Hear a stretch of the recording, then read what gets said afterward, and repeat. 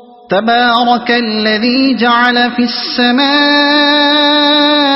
بروجا وجعل فيها سراجا وقمرا منيرا. بڑا متبرک ہے وہ جس نے آسمان میں برج بنائے اور اس میں ایک چراغ اور ایک چمکتا چاند روشن کیا. ایک چراغ یعنی سورج، جیسا کہ سورہ نوح میں بتصریح فرمایا وَجَعَلَ الشَّمْسَ سِرَاجًا، آیت 16. وهو الذي جعل الليل والنهار خلفة لمن أراد أن يذكر أو أراد شكورا. وہی ہے جس نے رات اور دن کو ایک دوسرے کا جانشین بنایا، ہر اس شخص کے لیے جو سبق لینا چاہے یا شکر گزار ہونا چاہے. یہ دو مراتب ہیں جو اپنی نوعیت کے لحاظ سے الگ اور اپنے مزاج کے اعتبار سے لازم و ملزوم ہیں. گردش لیل و نہار کے نظام پر غور کرنے کا پہلا نتیجہ یہ ہے کہ آدمی اس سے توحید کا درس لے اور اگر خدا سے غفلت میں پڑا ہوا تھا تو چونک جائے، اور دوسرا نتیجہ یہ ہے کہ خدا کی ربوبیت کا احساس کر کے سر نیاز جھکا دے اور سراپا امتنان بن جائے. وعباد الرحمن الذين يمشون على الأرض هونا وإذا خاطبهم الجاهلون قالوا سلاما. رحمان کے اصلی بندے وہ ہیں جو زمین پر نرم چال چلتے ہیں اور جاہل ان کے منہ آئیں تو کہہ دیتے ہیں تم کو سلام. اصلی بندے وہ ہیں یعنی جس رحمان کو سجدہ کرنے کے لیے تم سے کہا جا رہا ہے اور تم اس سے انحراف کر رہے ہو، اس کے پیدائشی بندے تو سب ہی ہیں، مگر اس کے محبوب و پسندیدہ بندے وہ ہیں جو شعوری طور پر بندگی اختیار کر کے یہ اور یہ صفات اپنے اندر پیدا کرتے ہیں. نیز یہ کہ وہ سجدہ جس کی تمہیں دعوت دی جا رہی ہے اس کے نتائج یہ ہیں جو اس کی بندگی قبول کرنے والوں کی زندگی میں نظر آتے ہیں، اور اس سے انکار کے نتائج وہ ہیں جو تم لوگوں کی زندگی میں عیاں ہیں. اس مقام پر اصل مقصود سیرت و اخلاق کے دو نمونوں کا تقابل ہے. ایک وہ نمونہ جو محمد صلی اللہ علیہ وسلم کی پیروی قبول کرنے والوں میں پیدا ہو رہا تھا، اور دوسرا وہ جو جاہلیت پر جمے ہوئے لوگوں میں ہر طرف پایا جاتا تھا. لیکن اس تقابل کے لیے طریقہ یہ اختیار کیا گیا ہے کہ صرف پہلے نمونے کی نمایاں خصوصیات کو سامنے رکھ دیا اور دوسرے نمونے کو ہر دیکھنے والی آنکھ اور سوچنے والے ذہن پر چھوڑ دیا کہ وہ آپ ہی مقابل کی تصویر کو دیکھے اور آپ ہی دونوں کا موازنہ کرے. اس کے بیان کی حاجت نہ تھی کیونکہ وہ گرد و پیش سارے معاشرے میں موجود تھا. نرم چال چلتے ہیں یعنی تکبر کے ساتھ اکڑتے اور اینٹتے ہوئے نہیں چلتے، جباروں اور مفسدوں کی طرح اپنی رفتار سے اپنا زور جتانے کی کوشش نہیں کرتے، بلکہ ان کی چال ایک شریف اور سلیم الطبع اور نیک مزاج آدمی کی سی چال ہوتی ہے. نرم چال سے مراد ضعیفانہ اور مریضانہ چال نہیں ہے، اور نہ وہ چال ہے جو ایک ریاکار آدمی اپنے انکسار کی نمائش کرنے یا اپنی خدا ترسی کا مظاہرہ کرنے کے لیے تصنع سے اختیار کرتا ہے. نبی صلی اللہ علیہ وسلم خود اس طرح مضبوط قدم رکھتے ہوئے چلتے تھے کہ گویا نشیب کی طرف اتر رہے ہیں. حضرت عمر رضی اللہ عنہ کے متعلق روایات میں آیا ہے کہ انہوں نے ایک جوان آدمی کو مریل چال چلتے دیکھا تو روک کر پوچھا کیا تم بیمار ہو؟ اس نے عرض کیا نہیں. آپ نے درہ اٹھا کر اسے دھمکایا اور بولے قوت کے ساتھ چلو. اس سے معلوم ہوا کہ نرم چال سے مراد ایک بھلے مانس کسی فطری چال ہے، نہ کہ وہ جو بناوٹ سے منکسرانہ بنائی گئی ہو یا جس سے خوامخواہ کی مسکنت اور ضعیفی ٹپکتی ہو. مگر غور طلب پہلو یہ ہے کہ آدمی کی چال میں آخر وہ کیا اہمیت ہے جس کی وجہ سے اللہ کے نیک بندوں کی خصوصیات گناتے ہوئے سب سے پہلے اس کا ذکر کیا گیا. اس سوال کو ذرا تأمل کی نگاہ سے دیکھا جائے تو معلوم ہوتا ہے کہ آدمی کی چال محض اس کے انداز رفتار ہی کا نام نہیں ہے، بلکہ در حقیقت وہ اس کے ذہن اور اس کی سیرت و کردار کی اولین ترجمان بھی ہوتی ہے. ایک عیار آدمی کی چال، ایک غنڈے بدماش کی چال، ایک ظالم و جابر کی چال، ایک خود پسند متکبر کی چال، ایک باوقار مہذب آدمی کی چال، ایک غریب مسکین کی چال، اور اسی طرح مختلف اقسام کے دوسرے انسانوں کی چالیں ایک دوسرے سے اس قدر مختلف ہوتی ہیں کہ ہر ایک کو دیکھ کر بآسانی اندازہ کیا جا سکتا ہے کہ کس چال کے پیچھے کس طرح کی شخصیت جلوہ گر ہے. پس آیت کا مدعا یہ ہے کہ رحمان کے بندوں کو تو تم عام آدمیوں کے درمیان چلتے پھرتے دیکھ کر ہی بغیر کسی سابقہ تعارف کے الگ پہچان لوگے کہ یہ کس طرز کے لوگ ہیں. اس بندگی نے ان کی ذہنیت اور ان کی سیرت کو جیسا کچھ بنا دیا ہے، اس کا اثر ان کی چال تک میں نمایاں ہے. ایک آدمی انہیں دیکھ کر پہلی نظر میں جان سکتا ہے کہ یہ شریف اور حلیم اور ہمدرد لوگ ہیں، ان سے کسی شر کی توقع نہیں کی جا سکتی۔ تم کو سلام۔ جاہل سے مراد ان پڑھ یا بے علم آدمی نہیں، بلکہ وہ شخص ہے جو جہالت پر اتر آئے اور کسی شریف آدمی سے بدتمیزی کا برتاؤ کرنے لگے۔ رحمان کے بندوں کا طریقہ یہ ہے کہ وہ گالی کا جواب گالی سے اور بہتان کا جواب بہتان سے اور اسی طرح کی ہر بےہودگی کا جواب ویسی ہی بےہودگی سے نہیں دیتے، بلکہ جو ان کے ساتھ یہ رویہ اختیار کرتا ہے وہ اس کو سلام کر کے الگ ہو جاتے ہیں، جیسا کہ دوسری جگہ فرمایا وَإِذَا سَمِعُوا اللَّغْوَ عَرَضُوا عَنْهُ وَقَالُوا لَنَا أَعْمَالُنَا وَلَكُمْ أَعْمَالُكُمْ سَلَامٌ عَلَيْكُمْ لَا نَبْتَغِي الْجَاهِلِينَ۔ سورہ قصص آیت 55۔ یعنی اور جب وہ کوئی بیہودہ بات سنتے ہیں تو اسے نظر انداز کر دیتے ہیں، کہتے ہیں بھائی ہمارے اعمال ہمارے لیے ہیں اور تمہارے اعمال تمہارے لیے، سلام ہے تم کو، ہم جاہلوں کے منہ نہیں لگتے۔ والذین یبیتون لربهم سجدا وقیاما والذین یقولون ربنا اصرف عنا عذاب جہنم ان عذابها كان غراما انها ساءت مستقرا ومقاما۔ جو اپنے رب کے حضور سجدے اور قیام میں راتیں گزارتے ہیں، جو دعائیں کرتے ہیں کہ اے ہمارے رب جہنم کے عذاب سے ہم کو بچا لے، اس کا عذاب تو جان کا لاگو ہے، وہ تو بڑا ہی برا مستقر اور مقام ہے۔ سجدے اور قیام میں راتیں گزارتے ہیں، یعنی وہ ان کے دن کی زندگی تھی اور یہ ان کی راتوں کی زندگی ہے۔ ان کی راتیں نہ عیاشی میں گزرتی ہیں، نہ ناچ گانے میں، نہ لہو و لعب میں، نہ گپوں اور افسانہ گوئیوں میں، اور نہ ڈاکے مارنے اور چوریاں کرنے میں۔ جاہلیت کے ان معروف مشاغل کے برعکس یہ اس معاشرے کے وہ لوگ ہیں جن کی راتیں خدا کے حضور کھڑے اور بیٹھے اور لیٹے دعا و عبادت کرتے گزرتی ہیں۔ قرآن مجید میں جگہ جگہ ان کی زندگی کے اس پہلو کو نمایاں کر کے پیش کیا گیا ہے۔ مثلا سورہ سجدہ میں فرمایا تتجافا جنوبہم عن المضاجع یدعون ربہم خوفا وطمعا، یعنی ان کی پیٹھیں بستروں سے الگ رہتی ہیں، اپنے رب کو خوف اور طمع کے ساتھ پکارتے رہتے ہیں۔ آیت 16۔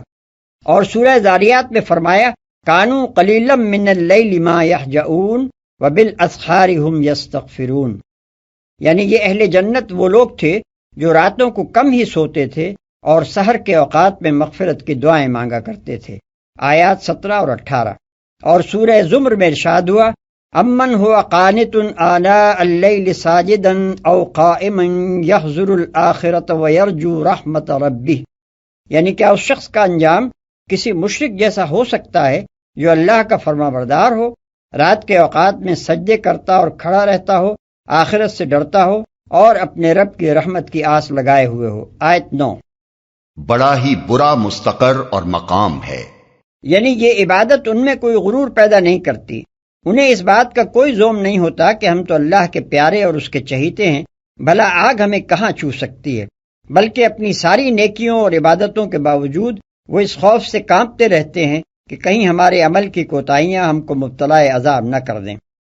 وہ اپنے تقوی کے زور سے جنت جیت لینے کا پندار نہیں رکھتے، بلکہ اپنی انسانی کمزوریوں کا اعتراف کرتے ہوئے عذاب سے بچ نکلنے ہی کو غنیمت سمجھتے ہیں، اور اس کے لیے بھی ان کا اعتماد اپنے عمل پر نہیں بلکہ اللہ کے رحم و کرم پر ہوتا ہے۔ والذین اذا انفقوا لم يسرفوا ولم يقتروا وكان بين ذلك قواما، جو خرچ کرتے ہیں تو نہ فضول خرچی کرتے ہیں نہ بخل، بلکہ ان کا خرچ دونوں انتہاؤں کے درمیان اعتدال پر قائم رہتا ہے۔ یعنی نہ تو ان کا حال یہ ہے کہ عیاشی اور قمار بازی اور شراب نوشی اور یارباشی اور میلوں ٹھیلوں اور شادی بیاہ میں بے دریغ روپیہ خرچ کریں اور اپنی حیثیت سے بڑھ کر اپنی شان دکھانے کے لیے غذا، مکان، لباس اور تزئین و آرائش پر دولت لٹائیں، اور نہ ان کی کیفیت یہ ہے کہ ایک زرپرست آدمی کی طرح پیسہ جوڑ جوڑ کر رکھیں، نہ خود کھائیں نہ بال بچوں کی ضروریات اپنی استطاعت کے مطابق پوری کریں، اور نہ کسی راہ خیر میں خوش دلی کے ساتھ کچھ دیں۔ عرب میں یہ دونوں قسم کے نمونے کثرت سے پائے جاتے تھے۔ ایک طرف وہ لوگ تھے جو خوب دل کھول کر خرچ کرتے تھے، مگر ان کے ہر خرچ کا مقصود یا تو ذاتی عیش و تنعم تھا یا برادری میں ناک اونچی رکھنا اور اپنی فیاضی و دولت مندی کے ڈنکے بجوانا۔ دوسری طرف وہ بخیل تھے جن کی کنجوسی مشہور تھی۔ اعتدال کی روش بہت ہی کم لوگوں میں پائی جاتی تھی، اور ان کم لوگوں میں اس وقت سب سے زیادہ نمایاں نبی صلی اللہ علیہ وسلم اور آپ کے اصحاب تھے۔ اس موقع پر یہ جان لینا چاہیے کہ اسراف کیا چیز ہے اور بخل کیا چیز۔ اسلامی نقطہ نظر سے اسراف 3 چیزوں کا نام ہے۔ 1، ناجائز کاموں میں دولت صرف کرنا، خواہ وہ ایک پیسہ ہی کیوں نہ ہو۔ دوسرے، جائز کاموں میں خرچ کرتے ہوئے حد سے تجاوز کر جانا، خواہ اس لحاظ سے کہ آدمی اپنی استطاعت سے زیادہ خرچ کرے، یا اس لحاظ سے کہ آدمی کو جو دولت اس کی ضرورت سے بہت زیادہ مل گئی ہو اسے وہ اپنے ہی عیش اور ٹھاٹ باٹ میں صرف کرتا چلا جائے۔ تیسرے، نیکی کے کاموں میں خرچ کرنا، مگر اللہ کے لیے نہیں بلکہ ریا اور نمائش کے لیے۔ اس کے برعکس بخل کا اطلاق 2 چیزوں پر ہوتا ہے۔ ایک یہ کہ آدمی اپنی اور اپنے بال بچوں کی ضروریات پر اپنی مقدرت اور حیثیت کے مطابق خرچ نہ کرے۔ دوسرے یہ کہ نیکی اور بھلائی کے کاموں میں اس کے ہاتھ سے پیسہ نہ نکلے۔ ان دونوں انتہاؤں کے درمیان اعتدال کی راہ اسلام کی راہ ہے، جس کے متعلق نبی صلی اللہ علیہ وسلم فرماتے ہیں کہ اپنی معیشت میں توسط اختیار کرنا آدمی کے فقیہ یعنی دانا ہونے کی علامتوں میں سے ہے۔ احمد و طبرانی بروایت ابی دردہ۔ والذين لا يدعون مع الله إلها آخر ولا يقتلون النفس التي حرم الله إلا بالحق ولا يزنون ومن يفعل ذلك يلقى أثاما يضاعف له العذاب يوم القيامة ويخلد فيه مهانا إلا من تاب وآمن وعمل صالحا فأولئك يبدل الله سيئاتهم حسنات وكان الله غفورا رحيما۔ جو اللہ کے سوا کسی اور معبود کو نہیں پکارتے، اللہ کی حرام کی ہوئی کسی جان کو ناحق ہلاک نہیں کرتے اور نہ زنا کے مرتکب ہوتے ہیں، یہ کام جو کوئی کرے وہ اپنے گناہ کا بدلہ پائے گا، قیامت کے روز اس کو مقرر عذاب دیا جائے گا اور اسی میں وہ ہمیشہ ذلت کے ساتھ پڑا رہے گا، الا یہ کہ کوئی ان گناہوں کے بعد توبہ کر چکا ہو اور ایمان لا کر عمل صالح کرنے لگا ہو۔ ایسے لوگوں کی برائیوں کو اللہ بھلائیوں سے بدل دے گا اور وہ بڑا غفور الرحیم ہے، اور نہ زنا کے مرتکب ہوتے ہیں۔ یعنی وہ ان 3 بڑے گناہوں سے پرہیز کرتے ہیں جن میں اہل عرب کثرت سے مبتلا ہیں۔ ایک شرک باللہ، دوسرے قتل ناحق، تیسرے زنا۔ اسی مضمون کو نبی صلی اللہ علیہ وسلم نے بکثرت احادیث میں بیان فرمایا۔ مثلا عبداللہ ابن مسعود رضی اللہ عنہ کی روایت ہے کہ ایک مرتبہ آپ سے پوچھا گیا سب سے بڑا گناہ کیا ہے؟ فرمایا یہ کہ تو کسی کو اللہ کا مد مقابل اور ہمسر ٹھہرائے حالانکہ تجھے پیدا اللہ نے کیا ہے۔ پوچھا گیا اس کے بعد؟ فرمایا یہ کہ تو اپنے بچے کو اس خوف سے قتل کر ڈالے کہ وہ تیرے ساتھ کھانے میں شریک ہو جائے گا۔ پوچھا گیا پھر؟ فرمایا یہ کہ تو اپنے ہمسائے کی بیوی سے زنا کرے۔ بخاری، مسلم، ترمذی، نسائی، احمد۔ اگرچہ کبیرہ گناہ اور بھی بہت سے ہیں، لیکن عرب کی سوسائٹی پر اس وقت سب سے زیادہ تسلط انہی 3 گناہوں کا تھا۔ اس لیے مسلمانوں کی اس خصوصیت کو نمایاں کیا گیا کہ پورے معاشرے میں یہ چند لوگ ہیں جو ان برائیوں سے بچ گئے ہیں۔ یہاں یہ سوال کیا جا سکتا ہے کہ مشرکین کے نزدیک تو شرک سے پرہیز کرنا ایک بہت بڑا عیب تھا، پھر اسے مسلمانوں کی ایک خوبی کی حیثیت سے ان کے سامنے پیش کرنے کی کون سی معقول وجہ ہو سکتی تھی؟ اس کا جواب یہ ہے کہ اہل عرب اگرچہ شرک میں مبتلا تھے اور سخت تعصب کی حد تک مبتلا تھے، مگر در حقیقت اس کی جڑیں اوپری سطح ہی تک محدود تھیں، کچھ گہری اتری ہوئی نہ تھیں، اور دنیا میں کبھی کہیں بھی شرک کی جڑیں انسانی فطرت میں گہری اتری ہوئی نہیں ہوتی۔ اس کے برعکس خالص خدا پرستی کی عظمت ان کے ذہن کی گہرائیوں میں رچی ہوئی موجود تھی، جس کو ابھارنے کے لیے اوپر کی سطح کو بس ذرا زور سے کھرچ دینے کی ضرورت تھی۔ جاہلیت کی تاریخ کے متعدد واقعات ان دونوں باتوں کی شہادت دیتے ہیں۔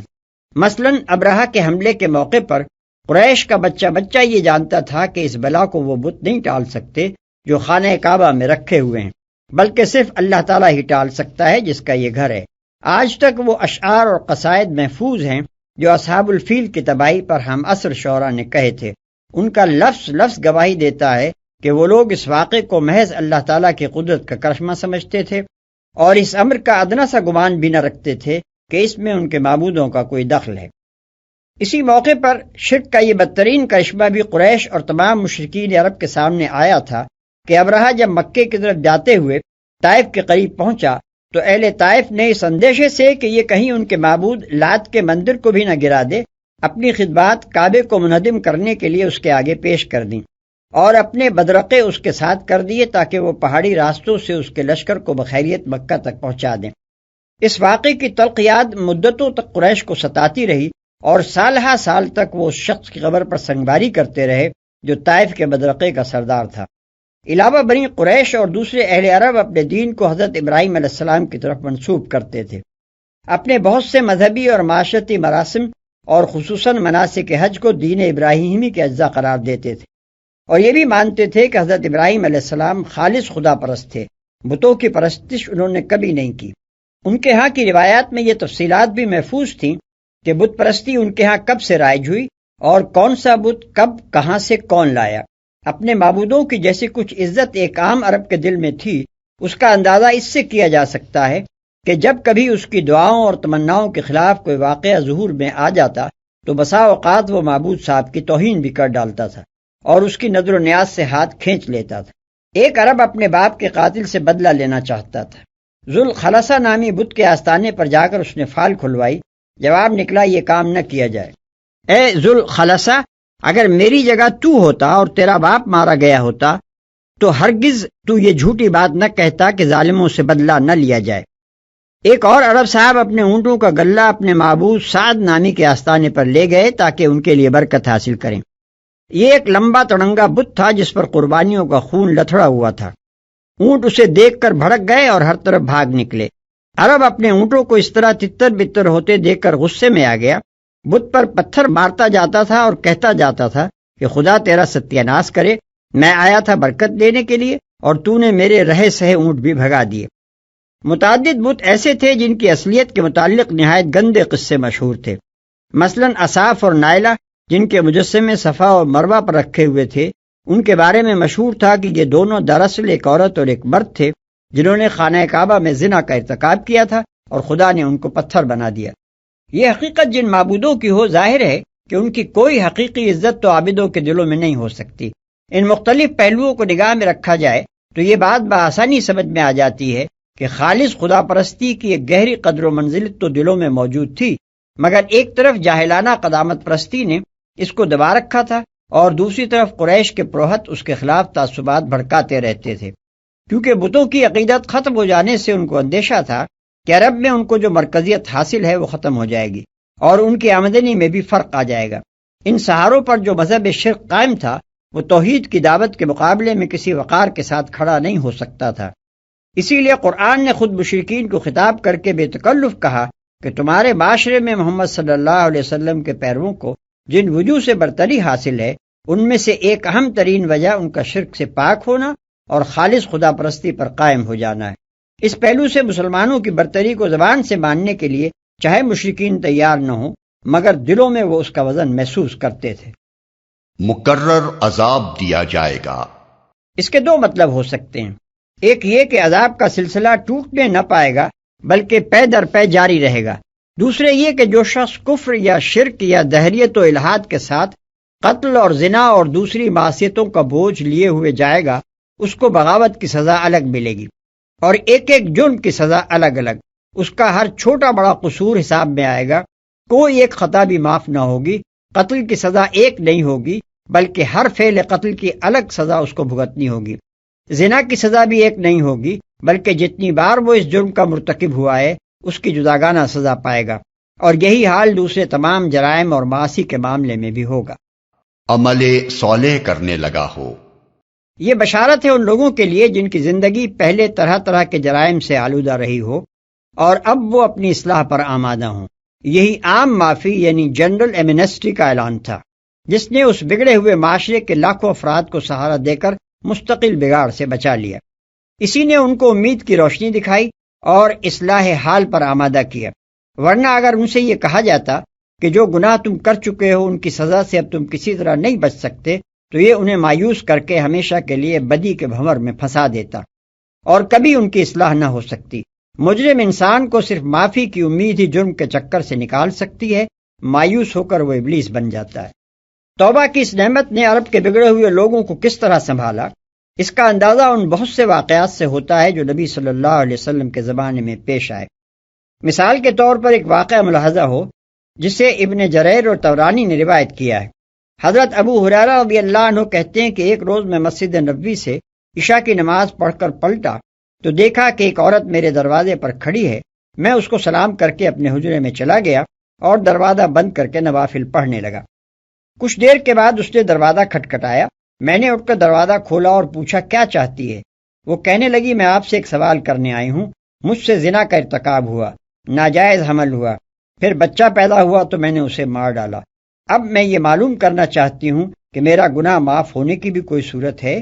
میں نے کہا ہرگز نہیں۔ وہ بڑی حسرت کے ساتھ آہیں بھرتی ہوئی واپس چلی گئی اور کہنے لگی افسوس، یہ حسن آگ کے لیے پیدا ہوا تھا۔ صبح نبی صلی اللہ علیہ وسلم کے پیچھے نماز پڑھ کر جب میں فارغ ہوا تو میں نے حضور صلی اللہ علیہ وسلم کو رات کا قصہ سنایا۔ آپ نے فرمایا بڑا غلط جواب دیا ابو ہریرہ تم نے، کیا یہ آیت قرآن میں تم نے نہیں پڑھی؟ والذین لا یدعون مع اللہ الہا آخر الا من تاب وآمن وعمل عملا صالحا۔ حضور صلی اللہ علیہ وسلم کا یہ جواب سن کر میں نکلا اور اس عورت کو تلاش کرنا شروع کیا۔ رات کو عشاء کے وقت وہ ملی، میں نے اسے بشارت دی اور بتایا کہ سرکار رسالت مآب نے تیرے سوال کا یہ جواب دیا ہے۔ وہ سنتے ہی سجدے میں گر گئی اور کہنے لگی شکر ہے اس خدائے پاک کا جس نے میرے لیے معافی کا دروازہ کھولا۔ پھر اس نے گناہ سے توبہ کی اور اپنی لونڈی کو اس کے بیٹے سمیت آزاد کر دیا۔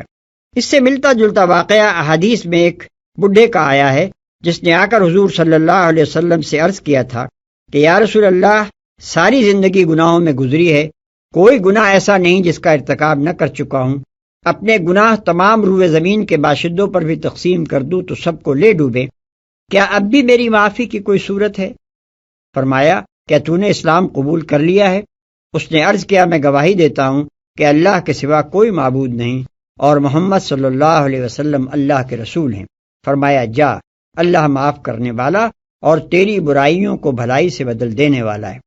اس نے عرض کیا کیا میرے سارے جرم اور قصور؟ فرمایا ہاں تیرے سارے جرم و قصور۔ ابن کثیر بحوالہ ابن ابی حاتم۔ اللہ بھلائیوں سے بدل دے گا۔ اس کے دو مطلب ہیں، ایک یہ کہ جب وہ توبہ کر لیں گے تو کفر کی زندگی میں جو برے افعال وہ پہلے کیا کرتے تھے ان کی جگہ اب طاعت اور ایمان کی زندگی میں اللہ تعالیٰ کی توفیق سے نیک افعال کرنے لگیں گے اور تمام برائیوں کی جگہ بھلائیاں لے لیں گی۔ دوسرے یہ کہ توبہ کے نتیجے میں صرف اتنا ہی نہ ہوگا کہ ان کے نامہ اعمال سے وہ تمام قصور کاٹ دیے جائیں گے جو انہوں نے کفر و گناہ کی زندگی میں کیے تھے، بلکہ ان کی جگہ ہر ایک کے نامہ اعمال میں یہ نیکی لکھ دی جائے گی کہ یہ وہ بندہ ہے جس نے بغاوت اور نافرمانی کو چھوڑ کر طاعت و فرما برداری اختیار کر لی۔ پھر جتنی بار بھی وہ اپنی سابقہ زندگی کے برے اعمال کو یاد کر کے نادم ہوا ہوگا اور اس نے اپنے خدا سے استغفار کیا ہوگا، اس کے حساب میں اتنی ہی نیکیاں لکھ دی جائیں گی، کیونکہ خطا پر شرمسار ہونا اور معافی مانگنا بجائے خود ایک نیکی ہے۔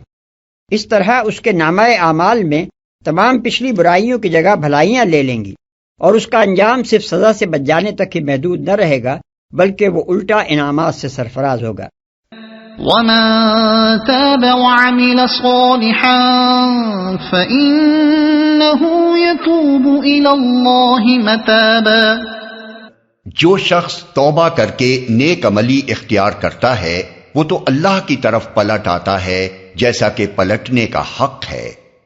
یعنی فطرت کے اعتبار سے بھی بندے کا اصلی مرجع اسی کی بارگاہ ہے اور اخلاقی حیثیت سے بھی وہی ایک بارگاہ ہے جس کی طرف اسے پلٹنا چاہیے، اور نتیجے کے اعتبار سے بھی اس بارگاہ کی طرف پلٹنا مفید ہے، ورنہ کوئی دوسری جگہ ایسی نہیں ہے جدھر رجوع کر کے وہ سزا سے بچ سکے یا ثواب پا سکے۔ علاوہ بری اس کا مطلب یہ بھی ہے کہ وہ پلٹ کر ایک ایسی بارگاہ کی طرف جاتا ہے جو واقعی ہے ہی پلٹنے کے قابل جگہ، بہترین بارگاہ جہاں سے تمام بھلائیاں ملتی ہیں، جہاں سے قصوروں پر شرمسار ہونے والے دھتکارے نہیں جاتے بلکہ معافی اور انعام سے نوازے جاتے ہیں، جہاں معافی مانگنے والے کے جرم نہیں گنے جاتے بلکہ یہ دیکھا جاتا ہے کہ اس نے توبہ کر کے اپنی اصلاح کتنی کر لی، جہاں بندے کو وہ آقا ملتا ہے جو انتقام پر خار کھائے نہیں بیٹھا ہے بلکہ اپنے ہر شرمسار غلام کے لیے دامن رحمت کھولے ہوئے ہے۔ والذین لا یشہدون الزور وإذا مروا باللغو مروا کراما، اور رحمان کے بندے وہ ہیں جو جھوٹ کے گواہ نہیں بنتے اور کسی لغو چیز پر ان کا گزر ہو جائے تو شریف آدمیوں کی طرح گزر جاتے ہیں، جھوٹ کے گواہ نہیں بنتے۔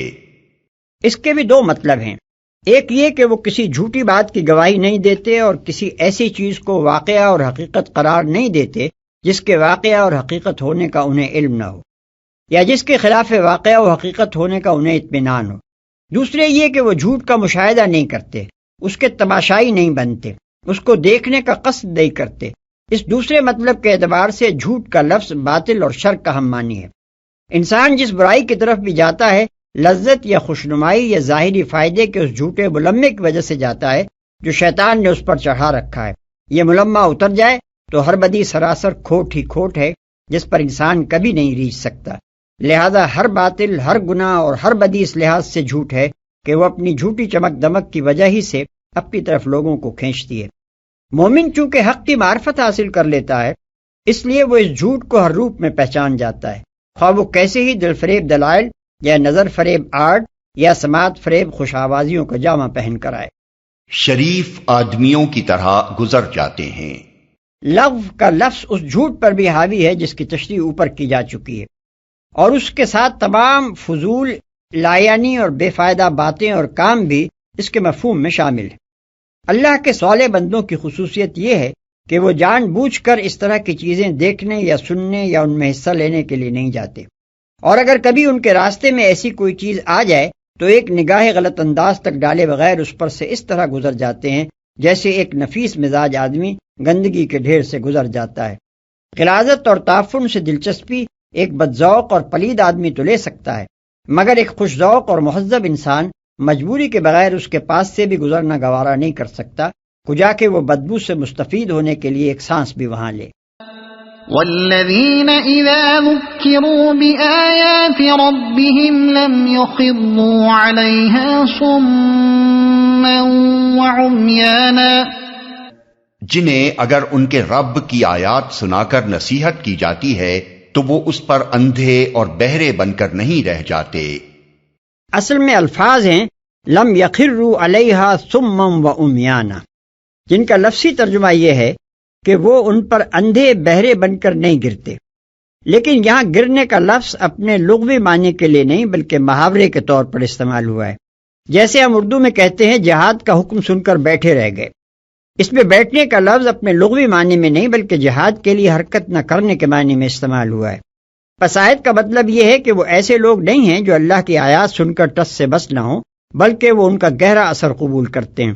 جو ہدایت ان آیات میں آئی ہو اس کی پیروی کرتے ہیں، جس چیز کو فرض قرار دیا گیا ہو اسے بجا لاتے ہیں، جس چیز کی مذمت بیان کی گئی ہو اس سے رک جاتے ہیں، اور جس عذاب سے ڈرایا گیا ہو اس کے تصور سے کانپ اٹھتے ہیں۔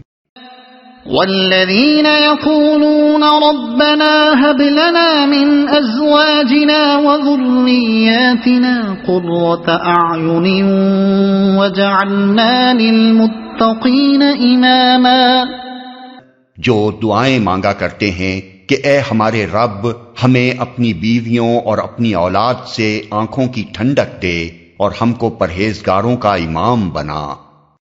آنکھوں کی ٹھنڈک دے یعنی ان کو ایمان اور عمل صالح کی توفیق دے اور پاکیزہ اخلاق سے آراستہ کر، کیونکہ ایک مومن کو بیوی بچوں کے حسن و جمال اور عیش و آرام سے نہیں بلکہ ان کی نیک خصالی سے ٹھنڈک حاصل ہوتی ہے۔ اس کے لیے اس سے بڑھ کر کوئی چیز تکلیف دہ نہیں ہو سکتی کہ جو دنیا میں اس کو سب سے زیادہ پیارے ہیں انہیں دوزخ کا ایندھن بننے کے لیے تیار ہوتے دیکھے۔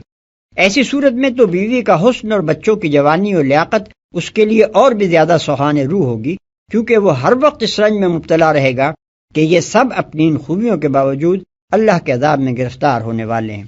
یہاں خاص طور پر یہ بات نگاہ میں رہنی چاہیے کہ جس وقت یہ آیات نازل ہوئی ہیں وہ وقت وہ تھا جبکہ مکے کے مسلمانوں میں سے کوئی ایک بھی ایسا نہ تھا جس کے محبوب ترین رشتہ دار کفر و جاہلیت میں مبتلا نہ ہوں۔ کوئی مرد ایمان لے آیا تھا تو اس کی بیوی ابھی کافر تھی، کوئی عورت ایمان لے آئی تھی تو اس کا شوہر ابھی کافر تھا، کوئی نوجوان ایمان لے آیا تھا تو اس کے ماں باپ اور بھائی بہن سب کے سب کفر میں مبتلا تھے، اور کوئی باپ ایمان لے آیا تھا تو اس کے اپنے جوان بچے کفر پر قائم تھے۔ اس حالت میں ہر مسلمان ایک شدید روحانی اذیت میں مبتلا تھا، اور اس کے دل سے وہ دعا نکلتی تھی جس کی بہترین ترجمانی اس آیت میں کی گئی ہے۔ آنکھوں کی ٹھنڈک نے اس کیفیت کی تصویر کھینچ دی ہے کہ اپنے پیاروں کو کفر و جاہلیت میں مبتلا دیکھ کر ایک آدمی کو ایسی اذیت ہو رہی ہے جیسے اس کی آنکھیں آشوب چشم سے ابل آئی ہوں اور کھٹک سے سوئیاں سی چبھ رہی ہوں۔ اس سلسلہ کلام میں ان کی اس کیفیت کو دراصل یہ بتانے کے لیے بیان کیا گیا ہے کہ وہ جس دین پر ایمان لائے ہیں پورے خلوص کے ساتھ لائے ہیں۔ ان کی حالت ان لوگوں کی سی نہیں ہے جن کے خاندان کے لوگ مختلف مذہبوں اور پارٹیوں میں شامل رہتے ہیں اور سب مطمئن رہتے ہیں کہ چلو ہر بینک میں ہمارا کچھ نہ کچھ سرمایہ موجود ہے۔ پرہیزگاروں کا امام بنا، یعنی ہم تقوی اور طاعت میں سب سے بڑھ جائیں، بھلائی اور نیکی میں سب سے آگے نکل جائیں، محض نیک ہی نہ ہوں بلکہ نیکوں کے پیشوا ہوں اور ہماری بدولت دنیا بھر میں نیکی پھیلے۔ اس چیز کا ذکر بھی یہاں دراصل یہ بتانے کے لیے کیا گیا ہے کہ یہ وہ لوگ ہیں جو مال و دولت اور شوکت و حشمت میں نہیں بلکہ نیکی و پرہیزگاری میں ایک دوسرے سے بڑھ جانے کی کوشش کرتے ہیں۔ مگر ہمارے زمانے میں کچھ اللہ کے بندے ایسے ہیں جنہوں نے اس آیت کو بھی امامت کی امیدواری اور ریاست کی طلب کے لیے دلیل جواز کے طور پر استعمال کیا ہے۔ ان کے نزدیک آیت کا مطلب یہ ہے کہ یا اللہ متقی لوگوں کو ہماری رعیت اور ہم کو ان کا حکمران بنا دے۔ اس سخن فہمی کی داد امیدواروں کے سوا اور کون دے سکتا ہے؟ أولئك يجزون الغرفة بما صبروا ويلقون فيها تحية وسلاما خالدين فيها حسنت مستقرا ومقاما۔ یہ ہیں وہ لوگ جو اپنے صبر کا پھل منزل بلند کی شکل میں پائیں گے، آداب و تسلیمات سے ان کا استقبال ہوگا، وہ ہمیشہ ہمیشہ وہاں رہیں گے، کیا ہی اچھا ہے وہ مستقر اور وہ مقام۔ صبر کا پھل، صبر کا لفظ یہاں اپنے وسیع ترین مفہوم میں استعمال ہوا ہے۔ دشمنان حق کے مظالم کو مردانگی کے ساتھ برداشت کرنا، دین حق کو قائم اور سربلند کرنے کی جد و جہد میں ہر قسم کے مصائب اور تکلیفوں کو سہ جانا، ہر خوف اور لالچ کے مقابلے میں راہ راست پر ثابت قدم رہنا، شیطان کی تمام ترغیبات اور نفس کی ساری خواہشات کے علی الرغم فرض کو بجا لانا، حرام سے پرہیز کرنا اور حدود اللہ پر قائم رہنا، گناہ کی ساری لذتوں اور منفعتوں کو ٹھکرا دینا اور نیکی اور راستی کے ہر نقصان اور اس کی بدولت حاصل ہونے والی ہر محرومی کو انگیز کر جانا۔ غرض اس ایک لفظ کے اندر دین اور دینی رویے اور دینی اخلاق کی ایک دنیا کی دنیا سمو کر رکھ دی گئی ہے۔ منزل بلند کی شکل میں، اصل میں لفظ غرفہ استعمال ہوا ہے جس کے معنی بلند و بالا عمارت کے ہیں۔ اس کا ترجمہ عام طور پر بالا خانہ کیا جاتا ہے، جس سے آدمی کے ذہن میں ایک 2 منزلہ کوٹھے کی سی تصویر آ جاتی ہے۔ حالانکہ حقیقت یہ ہے کہ دنیا میں انسان جو بڑی سے بڑی اور اونچی سے اونچی عمارتیں بناتا ہے، حتیٰ کہ ہندوستان کا روضہ تاج اور امریکہ کے فلک شگاف اسکائی اسکریپرز تک جنت کے ان محلات کی محض ایک پھونڈی سی نقل ہیں جن کا ایک دھندلا سا نقشہ اولاد آدم کے لاشعور میں محفوظ چلا آتا ہے۔ قل ما يعبأ بكم ربي لولا دعاؤكم فقد كذبتم فسوف يكون لزاما۔ اے محمد، لوگوں سے کہو میرے رب کو تمہاری کیا حاجت پڑی ہے اگر تم اس کو نہ پکارو، اب کہ تم نے جھٹلا دیا ہے، ان قریب وہ سزا پاؤ گے کہ جان چھڑانی محال ہوگی اگر تم اس کو نہ پکارو۔ یعنی اگر تم اللہ سے دعائیں نہ مانگو اور اس کی عبادت نہ کرو اور اپنی حاجات کے لیے اس کو مدد کے لیے نہ پکارو تو پھر تمہارا کوئی وزن بھی اللہ تعالیٰ کی نگاہ میں نہیں ہے جس کی وجہ سے وہ پرے کاہ کے برابر بھی تمہاری پرواہ کرے۔ محض مخلوق ہونے کی حیثیت سے تم میں اور پتھروں میں کوئی فرق نہیں، تم سے اللہ کی کوئی حاجت اٹکی ہوئی نہیں ہے کہ تم بندگی نہ کرو گے تو اس کا کوئی کام رکا رہ جائے گا۔ اس کی نگاہ التفات کو جو چیز تمہاری طرف مائل کرتی ہے وہ تمہارا اس کی طرف ہاتھ پھیلانا اور اس سے دعائیں مانگنا ہی ہے۔ یہ کام نہ کرو گے تو کوڑے کرکٹ کی طرح پھینک دیے جاؤ گے۔